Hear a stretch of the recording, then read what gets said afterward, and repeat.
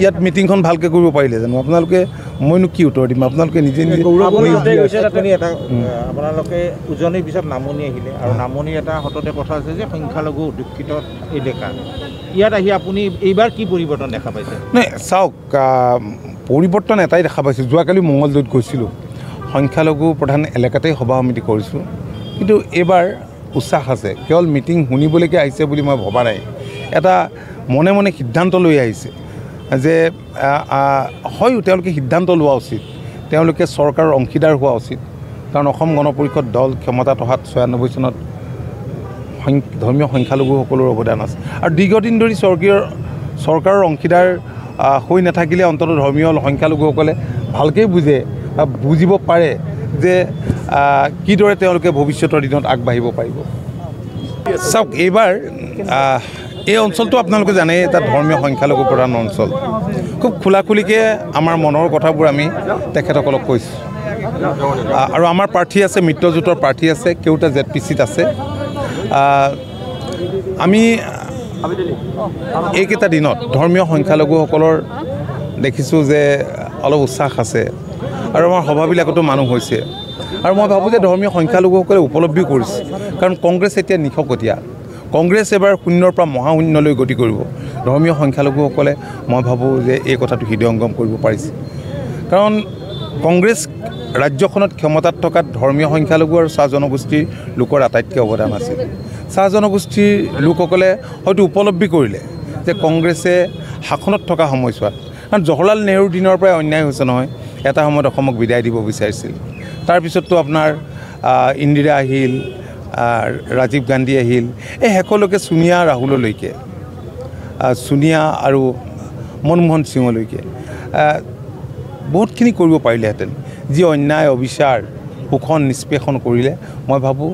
যে সেইবাবে আজি সমগ্ৰ দেশতে কংগ্ৰেছ নিশকতীয়া হৈছে এখনৰ পিছত আন এখন ৰাজ্যই কংগ্ৰেছক বিদায় দিছে আৰু আমাৰ ৰাজ্যখনতো সেইটোৱে হৈছে এতিয়া এইবাৰতো কংগ্ৰেছে বহুত ঠাইত প্ৰাৰ্থীয়ে দিব পৰা নাই গতিকে কংগ্ৰেছ যথেষ্ট দুৰ্বল আৰু কংগ্ৰেছ নেক্সট ইলেকশ্যনত নাহে এইটোতো ডাঙৰ ৰাজনৈতিক পৰীক্ষা পঞ্চায়ত ইলেকশ্যনটোত কাৰণ বহুত ঠাইত কংগ্ৰেছ যিসকল প্ৰাৰ্থী বা কংগ্ৰেছ নেতাই এইবাৰ সোমাব পৰা নাই এনেকুৱা এটা পৰিৱেশ হৈছে গতিকে ধৰ্মীয় সংখ্যালঘুসকলে চাহ জনগোষ্ঠীৰ লোকৰ দৰে মই ভাবোঁ যে এটা সিদ্ধান্ত লোৱা উচিত কোন বাটেৰে বাট বুলিব অঞ্চলবিলাকৰ উন্নয়নৰ স্বাৰ্থত বিকাশৰ স্বাৰ্থত আজি ইয়াত য'তেই গৈছোঁ তে মাটিৰ কথা কয় আজি কংগ্ৰেছ দলটো দীঘলীয়া দিন ক্ষমতাত আছিল কংগ্ৰেছে সূতা কম্বল লুঙি নিবিলাই এই মূল সমস্যাবোৰ যদি সমাধান কৰিলেহেঁতেন আজি মাটিৰ সমস্যাটো সমাধান কৰিবৰ কাৰণে আমাৰ চৰকাৰক ক'বলগীয়াটো নাথাকিলেহেঁতেন নহয় এই মূল কামবিলাক কিয় নকৰিলে কিয় শিক্ষানুষ্ঠান নাপাতিলে কিয় চিকিৎসালয় নাপাতিলে কিয় মানুহৰ মাজত এৱাৰনেছ আনিবৰ কাৰণে যত্ন নকৰিলে গতিকে ধৰ্মীয় সংখ্যালঘুসকলে মই ভাবোঁ যে কংগ্ৰেছক উচিত শিক্ষা দিয়া উচিত আৰু কংগ্ৰেছক এই মূল শত্ৰু হিচাপে চিনাক্ত কৰি তেওঁলোকে আগবঢ়া উচিত AIDFটো বদৰুদ্দিন আজমল চাহাবে হুইজ বদৰুদ্দিন বুলি কোৱাৰ পিছতে তেওঁলোকে তেওঁ এটা দল গঠন কৰিলে AIDF আৰু দলটোতো সেই আগৰ বেপাৰৰ কাৰণে ব্যৱহাৰ কৰিলে গতিকে গ'ল আৰু বাকী যিকেইটা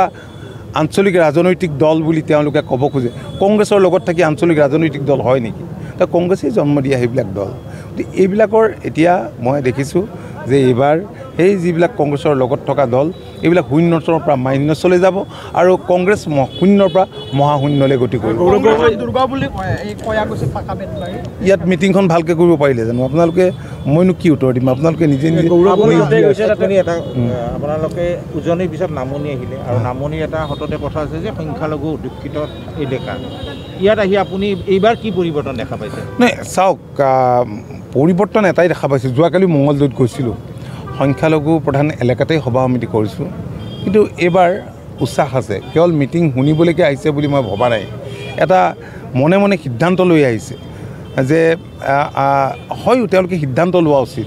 তেওঁলোকে চৰকাৰৰ অংশীদাৰ হোৱা উচিত কাৰণ অসম গণ পৰিষদ দল ক্ষমতাত অহাত ৯৬ চনত ধৰ্মীয় সংখ্যালঘুসকলৰ অৱদান আছে আৰু দীৰ্ঘদিন ধৰি চৰকাৰৰ অংশীদাৰ হৈ নাথাকিলে অন্ততঃ ধৰ্মীয় সংখ্যালঘুসকলে ভালকৈ বুজিব পাৰে যে কিদৰে তেওঁলোকে ভৱিষ্যতৰ দিনত আগবাঢ়িব পাৰিব